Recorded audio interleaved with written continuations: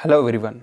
Today we will discuss about sucrose synthesis effect of glucose 6-phosphate and phosphate.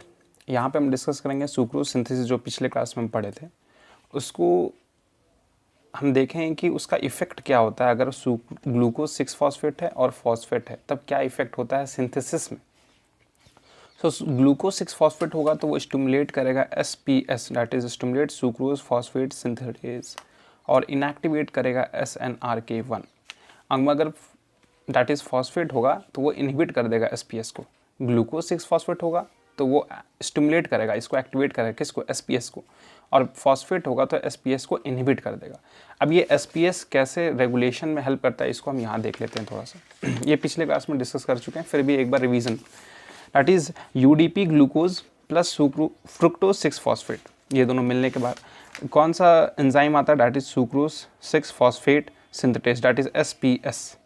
तो यहाँ पे हम ये बताएं कि अगर ग्लूकोज 6-phosphate होगा तो इसको स्टिमुलेट हम करेंगे, मतलब SPS को हम स्टिमुलेट करेंगे। इसका मतलब अगर हम SPS को स्टिमुलेट करेंगे इसका मतलब और ज़्यादा सुक्रोज सिंथेसिस होगा। इसका मतलब अगर हम ग्लूकोज 6-phosphate अगर सिस्टम में है तो सुक्रोज का सिंथेसिस बढ़ जाएगा। मगर अगर फॉस्फेट है तो क्योंकि ये इनहिबिट कर दे रहा है SPS को हम इनहिबिट कर दे रहे हैं तो सुक्रोज सिंथेसिस कम हो जाएगा।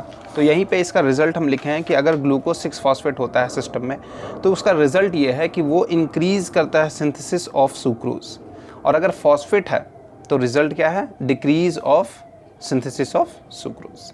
मगर ये प्रोसेस होता कैसे है वो एक बार देख लेते हैं यहाँ पे, क्योंकि ये भी इंपॉर्टेंट है, क्वेश्चन इसी से रिलेटेड आता है। तो SPS को हम स्टिमुलेट किए, SPS को स्टिमुलेट किए, but at the same time हम SNRK1 that is sucrose non fermenting related kinase मतलब वो फॉस्फेट को ऐड करेगा। अब ये SNRK1 क्या है वो देख लेते हैं। जैसे ये SPS है, SPS को इनएक्टिव फॉर्म में कन्वर्ट कौन करता है, SNRK1। मतलब ये काइनेज है, ये क्या करेगा, फॉस्फेट ऐड कर देगा, ये SPS में फॉस्फेट ऐड कर देगा तो ये क्या हो जाएगा, इनहिबिट हो जाएगा। ऐड कैसे करेगा, ATP का यूज़ करके, तो ये ATP को ADP में कन्वर्ट कर देगा by the help of this enzyme that is SNRK1 sucrose non fermenting related kinase 1। इसका यूज़ से हम ATP को ADP में कन्वर्ट कर देंगे और इस SPS को इनएक्टिव कर देंगे। अब SPS को इनएक्टिव कौन कर रहा था, ये, तो यहाँ पे क्या हुआ, SPS को इनएक्टिव कर दे रहा था SNRK1। तो यहाँ पे क्या होता है, ये इनहिबिट हो जाता है SNRK1। क्यों इनहिबिट हो जाता है, क्योंकि हम इसको इनहिबिट करेंगे तभी तो ये एक्टिव फॉर्म में ही रहेगा। अगर हम इसको इनहिबिट करेंगे, SNRK1 इनहिबिट करेंगे, अगर हम ये इनहिबिट कर दिए तो तभी तो ये एक्टिव फॉर्म में रहेगा, और ये एक्टिव फॉर्म में रहेगा तभी तो हम ज़्यादा सुक्रोज बना पाएंगे।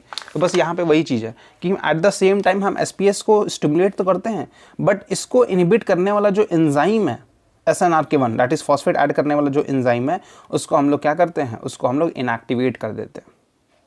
ठीक है, तो ग्लूकोज 6-phosphate अगर सिस्टम में है तो वो SPS को स्टिमुलेट करेगा और SNRK1 को इनएक्टिवेट करेगा। सिंपल। एट द रिजल्ट क्या होगा, increase in synthesis of sucrose. ये स्टेटमेंट रिलेटेड क्वेश्चन आ सकता है एग्जामिनेशन में, दैट इज नेट एग्जामिनेशन।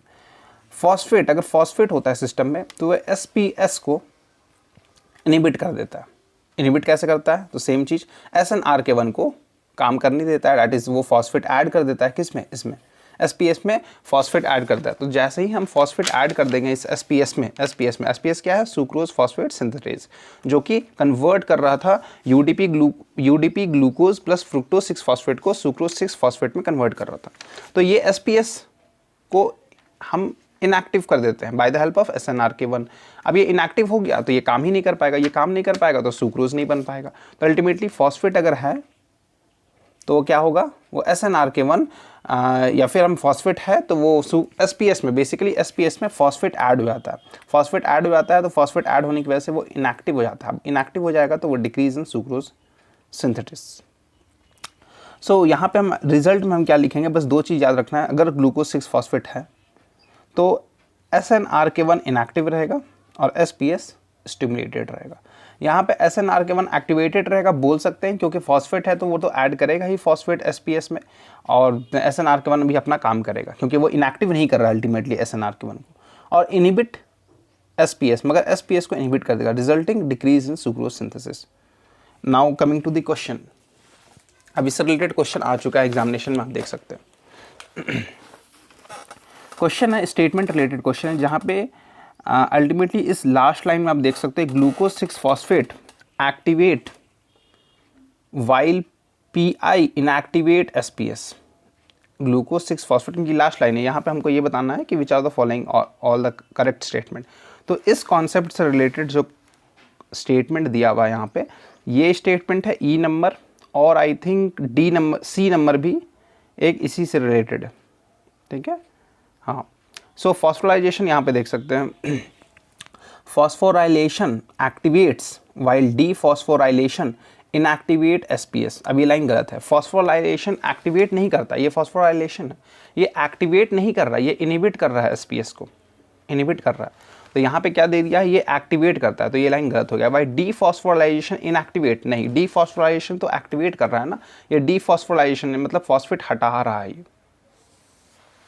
ठीक है। फॉस्फेट क्या कर रहा है, ये फॉस्फेट बनने नहीं दे रहा, अल्टीमेटली फॉस्फेट ये क्या कर रहा है, ये बनने, फॉस्फेट ऐड होने नहीं दे रहा है SPS में। तो हम बोल सकते हैं डीफॉस्फोराइलेशन इनएक्टिवेट नहीं, एक्टिवेट SPS।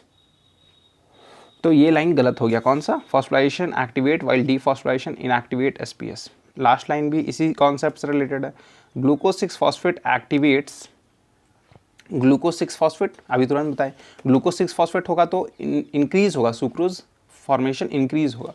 तो यहाँ पे लाइन लिखा हुआ है glucose 6 phosphate activates while PI that is phosphate inactivate SPS। तो ये लाइन सही है, ठीक है। तो C नंबर गलत हो गया, C ऑप्शन गलत हो गया, और E नंबर सही हो गया। तो इस कॉन्सेप्ट से रिलेटेड स्टेटमेंट आ सकता है नेट एग्जामिनेशन।